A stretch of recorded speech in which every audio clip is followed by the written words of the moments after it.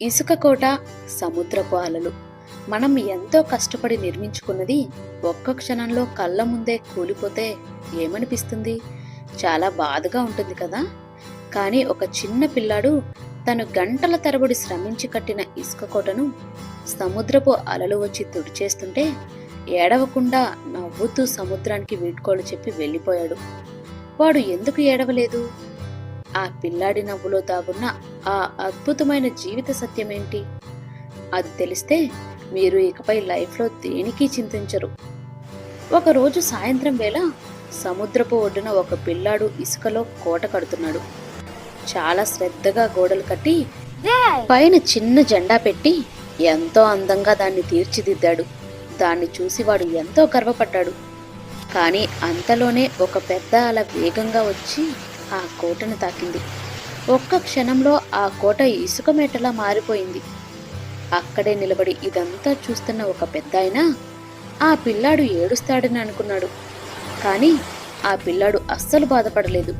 తన చిన్న చేతులతో ఇసుకను విదిలించుకొని సముద్రం వైపు చూసి నవ్వుతూ, నీ ఆట చాలా బాగుంది, వచ్చేసారి ఇంకా పెద్ద కోట కడతాను చూడు అని చెప్పి గెంతుకుంటూ ఇంటికి వెళ్ళిపోయాడు. ఈ చిన్న సంఘటనలో ఒక గొప్ప పాఠం ఉంది. సముద్రపు ఒడ్డున కోట కట్టడం ఒక ఆట అని, అలలు రావడం సహజమని ఆ పిల్లాడికి తెలుసు. మన జీవితం కూడా అంతే ఫ్రెండ్స్. మనం సంపాదించిన ఆస్తులు, హోదా, పదవులు ఇవన్నీ ఒక ఇసుక కోట లాంటివే. కాలం అనే అల ఎప్పుడు వచ్చి వాటిని తుడిచేస్తుందో ఎవ్వరికీ తెలియదు. చాలా మంది తాము నిర్మించుకున్నవి కోల్పోయినప్పుడు కుంగిపోతారు. కానీ ఆ పిల్లాడిలా మనం కూడా జీవితం ఒక ప్రయాణమని, ఇక్కడ ఏదీ శాశ్వతం కాదని గ్రహిస్తే పోయిన వాటి గురించి ఏడవడం మానేసి మళ్ళీ కొత్తగా మొదలుపెట్టే ధైర్యం మనకొస్తుంది.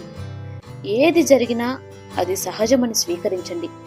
కూలిపోయిన కోట గురించి బాధపడడం కంటే మళ్ళీ కొత్తగా ఇంకా అందంగా నిర్మించుకోవడంలోనే అసలైన సంతోషం ఉంది. ఈ కథ మీకు నచ్చితే మీ ఫ్రెండ్స్కు షేర్ చేయండి. మీరు కూడా ఆ పిల్లాడిలా ముందుకు సాగాలి అనుకుంటే కామెంట్స్లో కీప్ మూవింగ్ అని రాయండి. ఇలాంటి మరికొన్ని నీతి కథల కోసం సబ్స్క్రైబ్ చేసుకోవడం మాత్రం మర్చిపోకండి. Thank you.